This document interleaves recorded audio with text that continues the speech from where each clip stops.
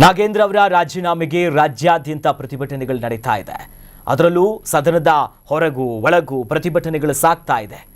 ಆದರೂ ಕೂಡ ಕಾಂಗ್ರೆಸ್ ಸರ್ಕಾರಕ್ಕೆ ಬುದ್ಧಿ ಬರ್ತಾ ಇಲ್ಲ ಅಂತ ಕಿಡಿಕಾರ್ತಿದ್ದಾರೆ ವಿಪಕ್ಷದವರು. ಇವತ್ತು ಸುದ್ದಿಗೋಷ್ಠಿಯಲ್ಲಿ ಮಾಜಿ ಸಚಿವ ಶ್ರೀರಾಮುಲು ಆಕ್ರೋಶ ಹೊರಗಾಕಿದ್ರು. ಇವತ್ತು ಕಪ್ಪು ಬಟ್ಟೆ ಧರಿಸಿ ಪ್ರತಿಭಟನೆಯನ್ನು ನಾವು ಮಾಡಲಾಗಿದೆ. ಕಾಂಗ್ರೆಸ್ ಇವತ್ತಿನಿಂದ ಭ್ರಷ್ಟಾಚಾರವನ್ನು ಮಾಡ್ತಿಲ್ಲ.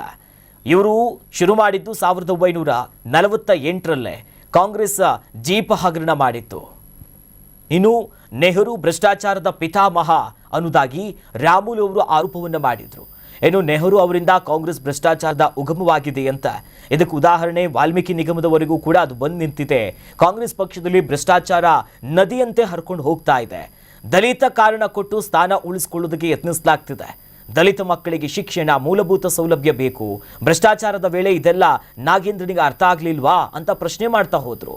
ರಾಜ್ಯದಲ್ಲಿ ದಲಿತರು ಅರ್ಧ ಶಿಕ್ಷಣಕ್ಕೆ ನಿಲ್ಲಿಸಿದ್ದಾರೆ. ಅವರು ವಿದೇಶಿ ಶಿಕ್ಷಣಕ್ಕೆ ಹೋದವರು ವಾಪಸ್ ಆಗಿದ್ದಾರೆ. ಆದರೆ ನೀವು ಲಂಚ ಪಡೆದು 187 ಕೋಟಿಗೂ ಹೆಚ್ಚು ಹಣವನ್ನ ಎಲ್ಲಿ ಕಳಿಸಿದ್ರಿ?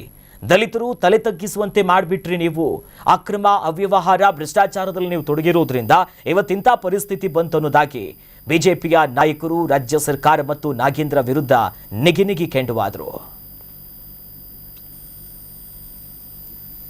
ಮಾಡ್ಕೋಬೇಕಂದೇಳಿ ನಿಮ್ಗೇನು ಅಧಿಕಾರ ಹೇಳಿ ಇವತ್ತು ದುರುಪಯೋಗ 187 ಕೋಟಿ ರೂಪಾಯಿ ಎಲ್ಲಿಗೋಯ್ತು?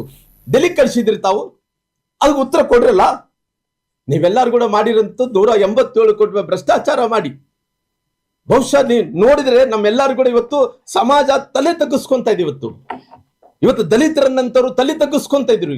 ಮಕ್ಕಳು ಬಂದು, ಶಾಲೆ ಮಕ್ಕಳು ಬಂದು ನಮ್ಮ ಎದುರುಗಡೆ ಕೇಳ್ತಾ ಇದ್ರೆ ನಾವು ತಲೆ ತಗ್ಗಿಸ್ಕೊಂಡಂತ ಪರಿಸ್ಥಿತಿ. ಈ ಸಮುದಾಯನೇ ಇವತ್ತು ದಲಿತರಂದು ಹೇಳ್ಕೊಂಡಂತ ಸಮುದಾಯ, ವಾಲ್ಮೀಕಿ ಸಮುದಾಯ, SC ST ಎಲ್ಲರೂ ತಲೆ ತಗ್ಗಿಸ್ಕೊಂಡಂತ ಕೆಲಸ ತಾವು ಮಾಡಿದ್ರಿ. ಎಲ್ಲಿ ಕಳಿಸಿದ್ರಿ ನೀವು ಈ ರೊಕ್ಕ? ನಿಮ್ಗೆ ಯಾರು ಅಧಿಕಾರ ಕೊಟ್ಟಿದಾರ? ಸರ್ಕಾರ ಹಣ, ಸರ್ಕಾರದ ಅಕೌಂಟ್ ಅಲ್ಲಿ ಇದ್ದಂತ ಹಣ, ಸರ್ಕಾರದಲ್ಲಿ ಖಜಾನೆಯಲ್ಲಿ ಇದ್ದಂತ ಹಣ ಬೇರೆ ಬ್ಯಾಂಕಿಗೆ ಹೆಂಗ ವರ್ಗಾವಣೆ ಮಾಡಿದ್ರಿ? ಬೇರೆ ಬ್ಯಾಂಕಿಗೆ ವರ್ಗಾವಣೆ ಮಾಡಿ ಸುಮಾರಿಗೆ 1000 ಅಕೌಂಟ್ಗಳಿಗೆ ಯಾರ್ಯಾರಿಗೆ ಹಾಕಿದಿರಿ ತಾವು?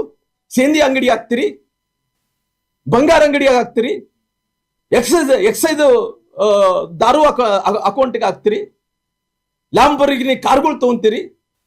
ನಿಮ್ ಸ್ವಂತ ಕುಟುಂಬಸ್ಥರಿಗೆ ತಾಯಿ ಹೆಸರು ಹೇಳ್ಬಾರ್ದು, ಕುಟುಂಬದಲ್ಲಿ ಇದ್ದಂತ ಹೆಣ್ಮಕ್ಳ ಹೆಸರು ಮೇಲೆ ಹಾಕ್ತಿರಿ ತಾವು.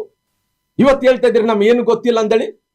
ಇಷ್ಟೊಂದು ದೊಡ್ಡ ಭ್ರಷ್ಟಾಚಾರ ಮಾಡಿ ಬಹುಶಃ ನಾನು ಕೇಳ್ತಿದ್ದೀನಿ, ಬಳ್ಳಾರಿ ಲೋಕಸಭೆ ಚುನಾವಣೆಗೆ ತಾವು ಬಳಕೆ ಮಾಡ್ಲಿಲ್ಲನಾ?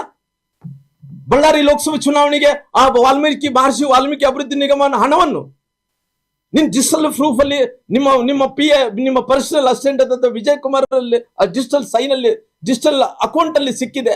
ಇಂತಿಂತವ್ರಿಗೆ ಬಳ್ಳಾರಿ ಜಿಲ್ಲೆಯಲ್ಲಿ ಇಂತಿಂತವ್ರಿಗೆ ನಾವೆಲ್ಲರಿಗೂ ಹಣವನ್ನು ಕೊಟ್ಟಿದ್ವಿ.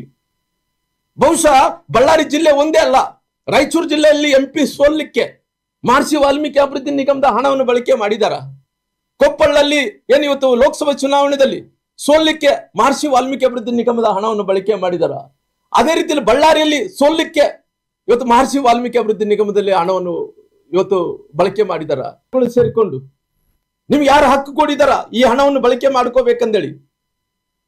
ನಿಮ್ಗೇನು ಅಧಿಕಾರ ಹೇಳಿ ಇವತ್ತು ದುರುಪಯೋಗ ಮಾಡ್ಕೊಂಡು ಈ ಹಣವನ್ನು ಯಾವ ರೀತಿಯಲ್ಲಿ ಭ್ರಷ್ಟಾಚಾರ ಮಾಡಿದ್ರಿ?